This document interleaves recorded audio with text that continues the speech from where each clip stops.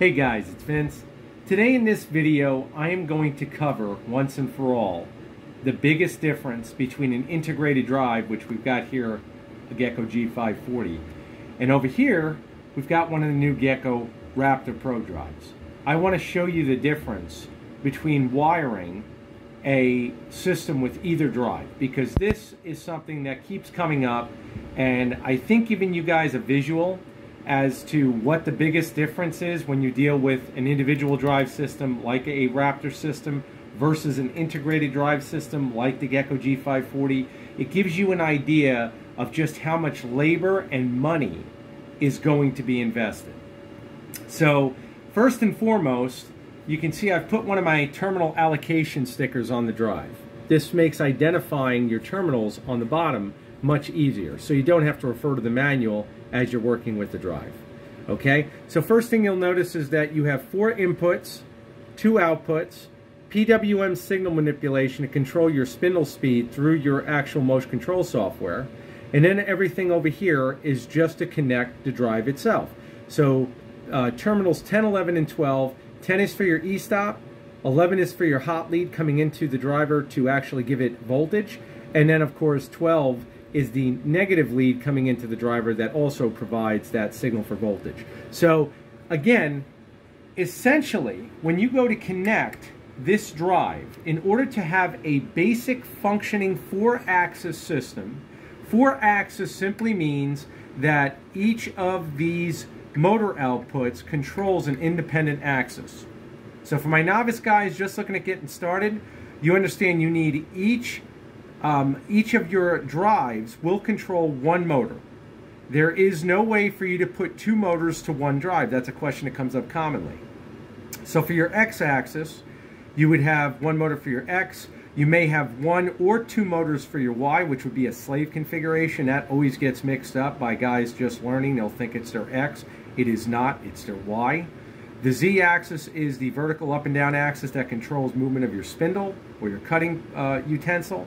And then your A-axis is typically allocated to either the slave for your Y-axis or a rotary axis. Okay? Now that being said, communication with this drive is done through parallel port, of course. You've got your charge pump feature if you decide to use it, not required. However, when you go to hook this up, the only 3 leads that's required to run this drive with 4 axis is your E-stop and your hot lead, which would be terminal 11, and your terminal 12 lead. That's it. This drive is completely hooked up, and you are then ready to use this drive with your robot. Okay? 3 leads gets this in a basic configuration, and you're ready to go. Okay? You don't require a breakout board. You don't require wiring an individual drive. Now, what does that mean? Well, let's cover it. Real simple. You've got a terminal here, terminal here, terminal here, and so on and so forth, and it keeps coming down. You can see the labeling on the side of the drive, on this side.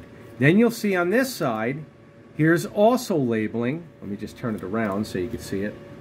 And you can see these are for your motor phases. And then over here you've got your ground, your positive voltage, standby, if you decide to hook that up. You can see every terminal block you see here with a position requires a lead. This is not optional except the standby. Other than that, every other lead needs to be wired.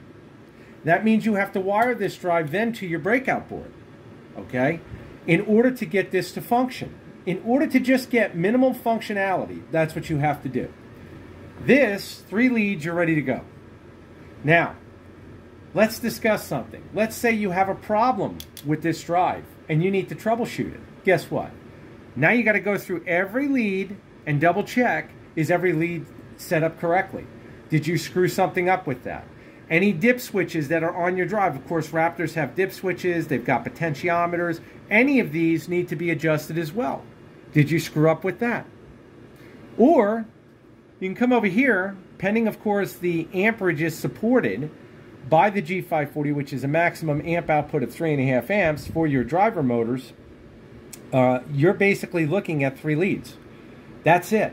The only other option on this drive that you could optimally do is trim your low speed settings on your motors, but even that is an option. It's not something that is going to hinder, per se, your system. Most of my clients just leave them stock. This is why this drive is so powerful. Let's cover something else. Like I stated, if an individual drive system, whether these are Chinese or American made, I could care less, it does not matter. The truth is, you're going to have a lot of connections. You're going to have a lot of labor involved.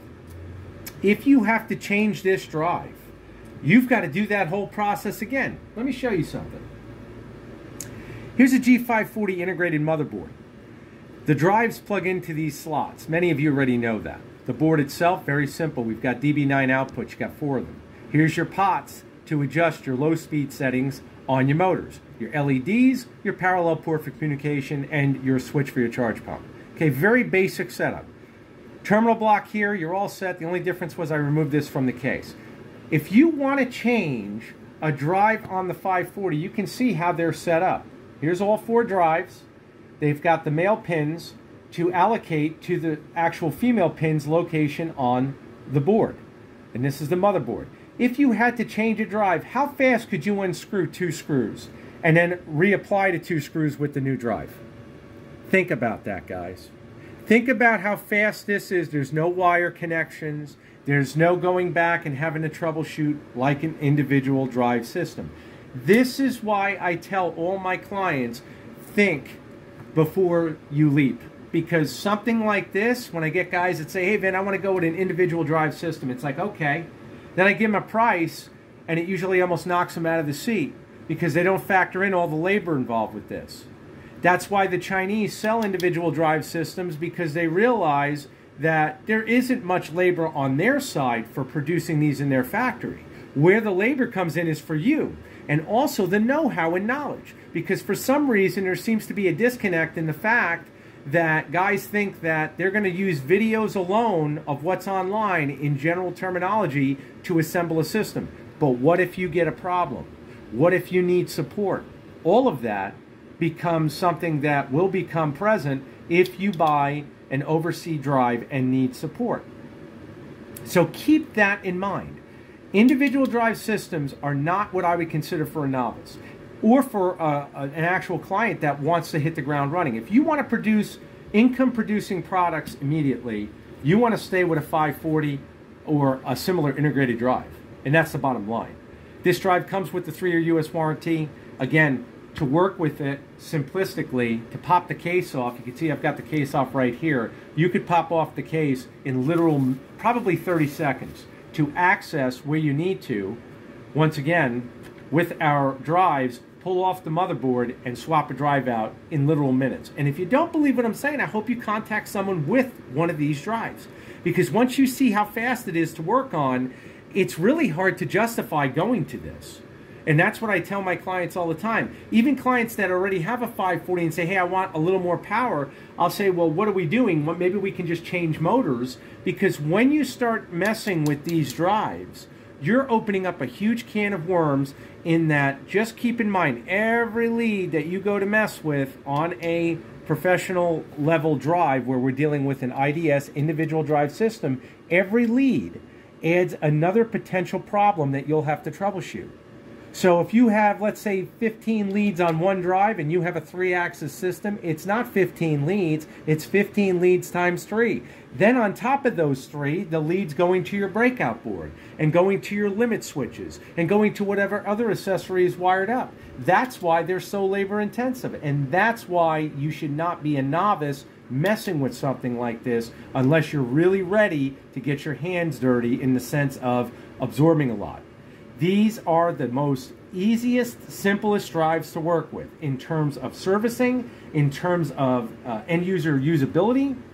And the other question that comes up a lot is, can I use an NEMA 34 motor with this drive? Absolutely. You can definitely use an NEMA 34. Do I recommend it? Not usually. Unless you have a knee mill or you're doing something like a Bridgeport. I've done a couple Bridgeport conversions with a 540. Many guys say, oh, that's too small a drive. No, it's not. There are NEMA 34 motors that will easily machine steel, and you can do that with a 540 and save a boatload of money. Okay, for guys just wanting to get their feet wet, again, a knee mill, we're not looking at major speed. There's not much distance there to cover for rapids. So again, this drive is very powerful, very, in the right hands who understands what it's capable of and match with the correct motors. But looking at this and then looking at the cost of one of these systems versus an integrated drive, you're looking at $275 here. Each drive can be $150, $200 a pop, and then you got to figure in, okay, well, what if I go Chinese drives? Okay, they're like $30 to $50 each. Okay, factor in your labor. Are you doing it all yourself? Okay, well, you're not paying someone, but you're paying with your time. So where do you want to be? You want to hit the ground running? You've never built a system before? This is your best friend. Fact. So keep in mind, when you're looking at building and you're looking at doing it in what I call the right sense, where you're able to produce accurate, reliable products, first of all, you want U.S. warranty because you want support. You also want U.S. support. You also want the ability to replace drives yourself unless you plan on troubleshooting and going back to a vendor and hopefully getting their support. If you buy from Gecko, you're going to get the support you need. If you don't buy from Gecko, I feel for you, especially when it's overseas. You better know what you're dealing with. And that I tell everybody. If you're on a time constraint and you're running a business, an IDS system could put you behind, and systems typically fail when you least expect it or when a client's product is on the table. How do I know that? Ask me how many overnight shipments I do on, hey Vin, I just had a drive fail. Hey Vin, I need a motor. And it may not even be the problem. They'll just message me and say they've assessed things to be that.